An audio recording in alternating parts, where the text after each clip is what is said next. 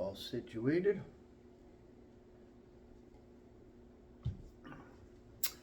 Hey y'all, how we doing today? Pull you up a little closer. All right. Oh, come here. Come here. Oh. This is my little monster. Woohoo! This is Sophie. She's the one that y'all heard get sick. She's doing a lot better. She's getting up there in age, as we all are. I know I am. Huh? We've been through a lot together, though. Huh? So I hope everybody's doing all right today. We're middle of November. Well, towards the end of November. This year's going by real quick. Again, I hope that 2026 is going to be a lot better than 2025. 2025's been extremely difficult for a lot of people. Wasn't quite sure what I wanted to talk about today, but I've experienced a few different things dealing with my dad. Again, he's a veteran, and the way the government is, it's very, very complex, and it really shouldn't be. Bottom line is, if you're a veteran, I don't care, male, female, you've seen combat or you haven't seen combat. Those of them that have seen combat, in my opinion, that have lost limbs, needing more attention and surgeries. Yes, the rest of us, or the rest of them, like my father, as an example, is constantly sitting there saying, because he was on an aircraft carrier and didn't see the direct conflict that a lot of veterans that he knows and sees on a daily basis saw. And so those of them that saw major conflict action, he feels deserve more frontline attention. They are the ones that if something's happening, he'll sit back and say, no, take this person first, take that. And that's to be commended. That it really is, and it's completely understandable, and I fully agree with him. If I was a veteran, which unfortunately I'm not, but I do come from a full-blown military family, every branch of the service, including the Coast Guard, National Guard, everything. I would definitely agree with my father in saying, yeah, let this other veteran that's an amputee, let him or her go first. And that's to be commended, again. But those of them that signed up, those of them that went through the basic training, went through AIT school, did their part, like my father. He supported his military brothers and sisters with an MOS, or with a job duty that he, at the time, because he was drafted, chose to do.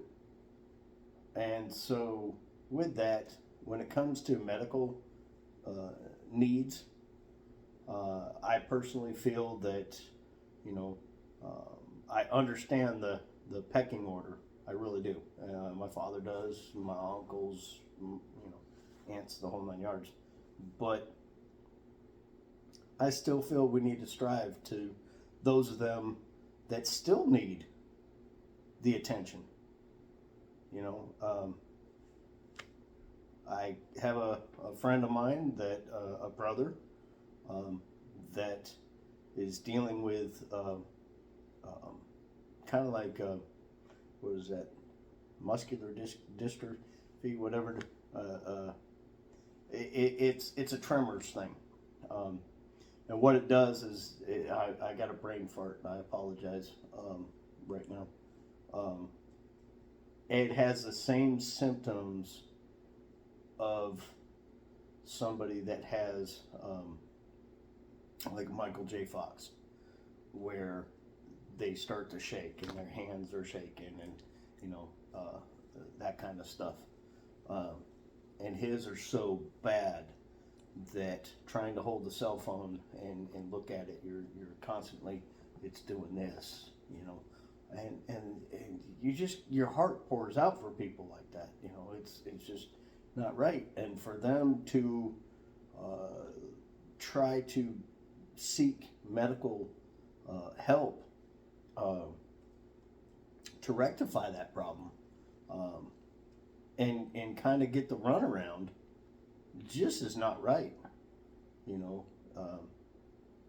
In my personal opinion, I get everything, all the arguments, I get all the disputes, I get all the debates, I get all the friggin' the people going out there and protesting. I understand all of that. I understand. Excuse me. I'm getting upset. I'm sorry. I understand people out in the street protesting of stuff, but you know, our veterans, men and women, doesn't matter what their job duty was, being on the front lines, being on the back lines, being on the sidelines, I don't care. They should be commended. They should have the best of the best. We should provide for them. Same thing with our firefighters. Same thing with our medical staffs. Same thing with our police department. You know, yes, you know, sometimes people have bad conflicts with the police department, as an example. And you know, there are some that they deal with so much controversial stuff, you can only push somebody so far before, you know, they break. And they may sit there, if you're being defiant on a traffic stop, they may turn around and you just were that straw that broke the camel's back. You were so disrespectful or disagreeing. I mean, it's blatantly simple. These are people that we want on our front lines to keep America safe, to keep us safe. And if you're inconvenienced by getting pulled over and it's something you did wrong, even if it's something you didn't do wrong, it's real simple. You hand them your license, hand them your registration. They run the information, and if you're good, you're on your way. If you have a tail light out, they turn around and write you a fix-it ticket. That's it. Fix-it tickets are simple. You go get it fixed, you go to the police department, they look at it, say, yep, it's fixed. Okay, ticket's gone. It's not rocket science, you know.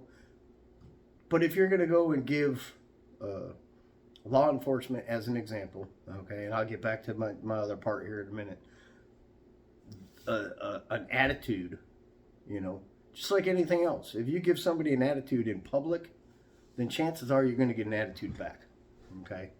You know, you do unto others as you want them to do unto you. So if you get pulled over and you expect respect, then give it. Give that respect. Give that respect to that officer and let them do their job. You know, find out why they pulled you over. Don't argue with them. There's no point in it. You know, it just escalates a stupid response. And you've done it. You've escalated it. You've made it worse than it really is. You know, if you're, I can understand if you're one that's broke the law and you're in violation or whatever, and you know but yet you're going to try to be smart and do all this and oh no, I know my rights. I know my rights. Sorry, I really I disagree with all of that. It's one of those things that I don't know. It's a catch-22. It really is catch-22. But the veterans, back to my point. My dad's had to deal with a lot of stuff and had to wait on a lot of things. Had to have an argument with the Veterans Association and saying, hey, well, how come I'm not entitled to this? How come I'm not entitled to that? Oh, well, sorry, sir. You didn't see combat, so, we really don't give a rat's tail. What? That makes no sense. If you joined the service to the call of duty, to do your job, doesn't matter if you're out there on the front lines or not, you're still pulling your part. You're still doing your service. And you should be treated and rewarded with the same accommodations as any other soldier. Again, the military, all of our armed forces, fire department, rescue, police department, all of them, they're all here. They're all doing a job that they don't have to do. They're doing it to help you. They're doing it to make your freaking life free, simple, safe. So, shouldn't they be treated, with dignity and respect? Right? I mean, that's all I'm saying is it just kind of blows my mind, the mannerism that some people treat these people, and they treat them like crap. You got police officers getting spit on. You got medical, fire, military. The only reason this country's free and you get the rights that you get is because of them. Those individuals that fought, died, and or lost limbs, and or even in the shadows, performed jobs to assist or to give support to those of them. Nobody seems to understand. You got military, they're overseas and all that stuff. You still have all of them that are back here on the homeland, and you have somebody running a drone. They're the eye in the sky for that squad. Does that person, he or she, not to deserve the same respect? That's just incorrect in my opinion. That person deserves the same quality of respect, medical-wise, financial-wise, otherwise, that any of the others do. Because it's a team effort, okay? It's a community effort. And it's one of those things that us as individuals, you can't fight. Some say, oh yeah, I can fight all by myself. No, I don't need nobody. Okay. When you got a whole battalion coming at you at one time, there's only so much you can do, Rambo. The odds are better together. Okay? So, anyway.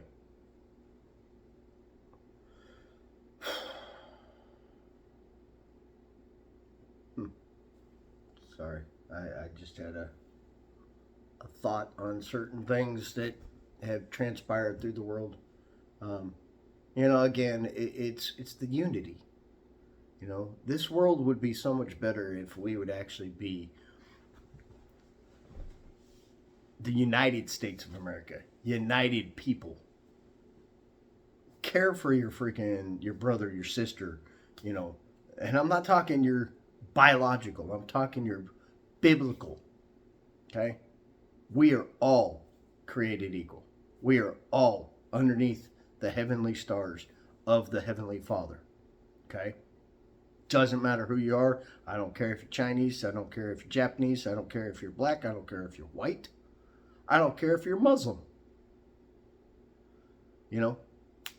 If you want freedom, you want unity, you want to be respected, you want to be loved, you want to have a camaraderie, then prove it. Give the respect to those that deserve it.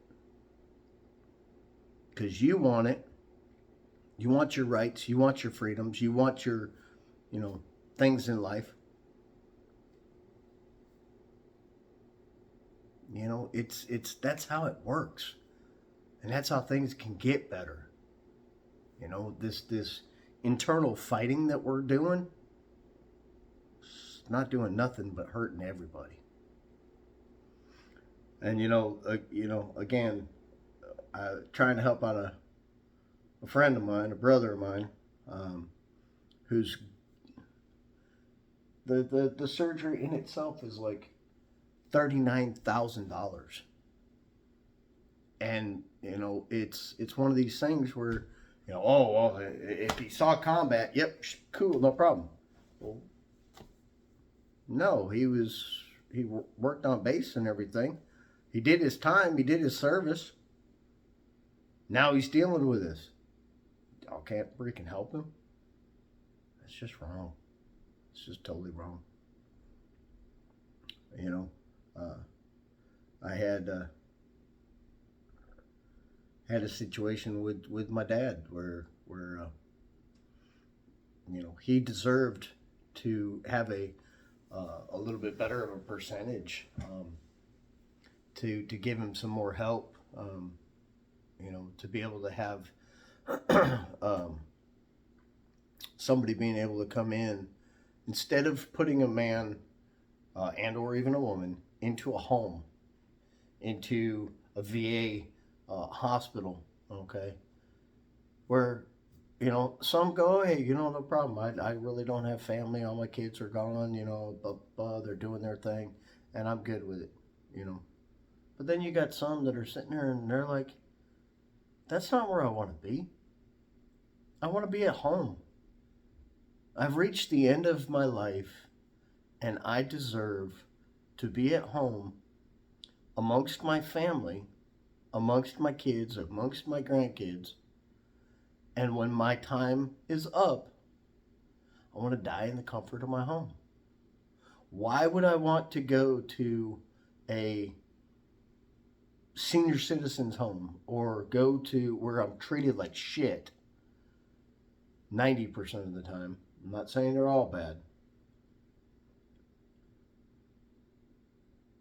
And yes, when you get an individual that gets dementia and they start acting like a kid again, or they're being disgruntled because their brain's messing with them, you definitely want professionals around that understand the signs and everything. But yet, if that's your family, you don't want that. Go through the steps you got to have.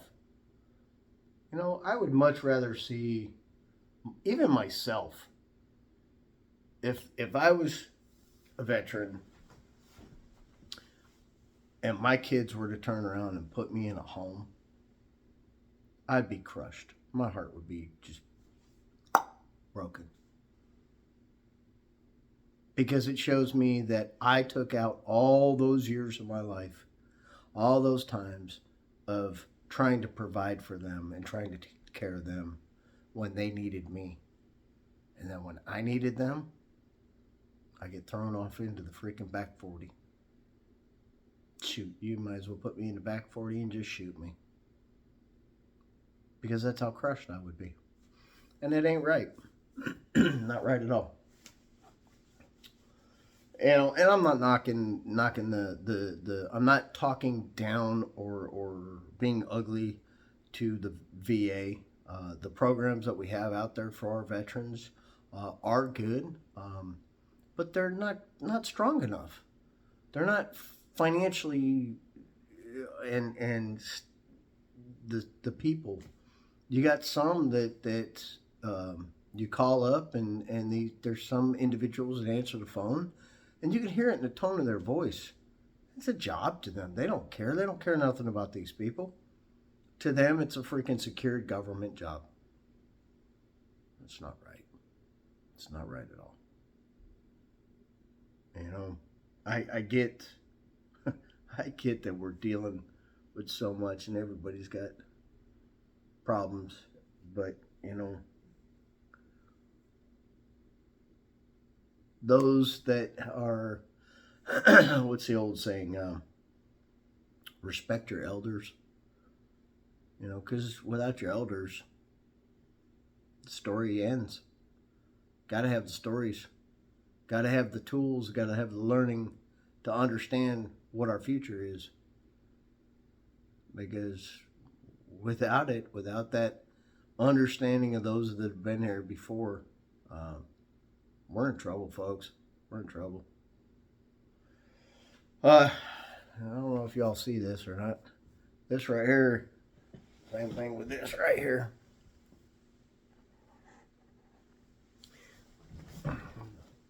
Dear friend of mine, she had cervical cancer, and she was a mom. She had two beautiful kids. She was married, and she ended up passing. And cancer's messed up. I lost my brother-in-law to cancer as well. I've had a few friends die of cancer. Anywho, I'm not trying to make things in a bad way. I'm just venting today.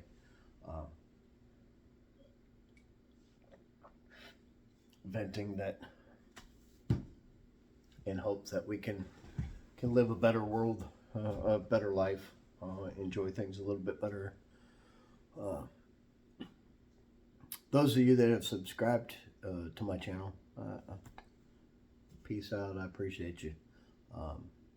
You know, there's other stuff. Like I said, I'm dealing with a lot of stuff right now, good and bad, and I will try to do what I can. But today's episode is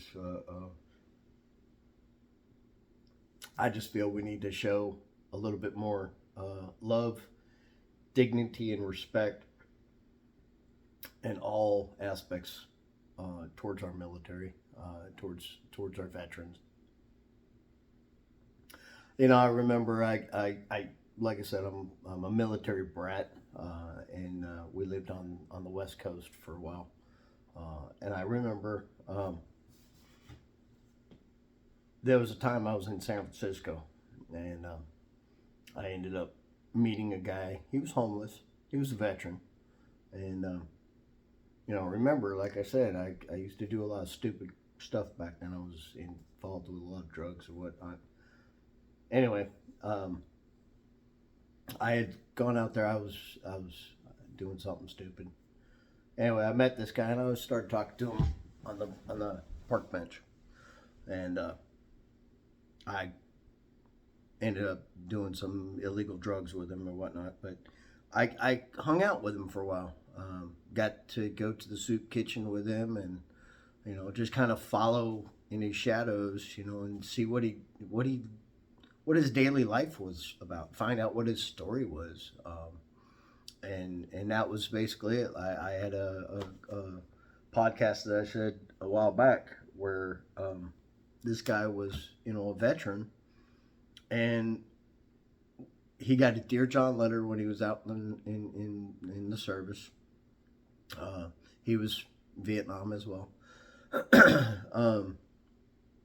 And basically when he came back to the States, he had nothing. Family freaking disowned him per se. You know, his wife left him for another guy. And just, so he had nothing. Tried to get him a job. Didn't work, you know. And so in turn, he had lost all hope, camaraderie-wise. And it was just nothing but a downhill struggle after that. And so once he started living on the streets, it was almost like living in the woods, or living in the what they call living in the bush in Vietnam. Um, he learned to live and survive. That's how he lived his life. But he was a nice guy, really nice guy. And I should try to see if I could ever find him again. But it helped me out to understand a lot of stuff, and that's where today's lesson is. Mutual respect. Love, honor, appreciate, forgive, and try to make yourself a better person. Like I said, doesn't take much to make somebody's day by saying you appreciate them. But anywho, again today I apologize. Today was just kind of like a voice of frustration because I truly feel our military men and women should be treated a little bit better than what we do for them right now. So I just want to touch base with that real quick.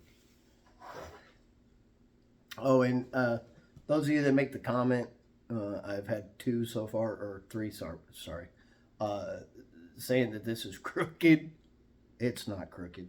It looks crooked to your perspective, but it's not. It's 100% right on the money, the level. I know it looks, and I apologize. But, it makes me unique. All right, so let's try this here. I got something different for you all today. All right. Let me get you going here.